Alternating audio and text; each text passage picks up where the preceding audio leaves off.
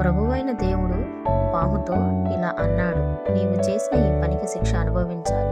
జంతువులన్నిటిలో నీవే శాపాన్ని పొందుతావు. ఇప్పటి నుంచి నీవు పొట్టతో పాకుతావు. నీవు ఆ స్త్రీ ఒకరినొకరు ద్వేషించుకునేలా చేస్తాను. ఆమె పిల్లలు నీ పిల్లలు శత్రువులవుతారు.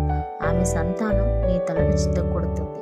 ఇంకా ఆదామును ఆ స్త్రీని దేవుడు మీరు కష్టాలు అనుభవిస్తూ ఉంటారని శపించాడు. తర్వాత ఆదాము తన భార్యకు హవ్వ అని పేరు పెట్టాడు, ఎందుకంటే ఆమె మనుషులందరికీ తల్లి. ప్రభువైన దేవుడు ఆదాము హవ్వల కోసం జంతు చర్మాలతో వస్త్రాలు తయారు చేసి వారికి తొడిగించాడు.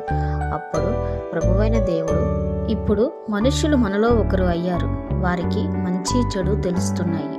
మనిషిని జీవాన్నిచ్చే చెట్టు పళ్ళు తినకుండా చూడాలి, ఒకవేళ తింటే వారు నిత్యము జీవిస్తారేమో అన్నాడు. అందుకని ఆయన వారిని ఏదైనా తోటలో నుంచి బయటకు పంపేశాడు.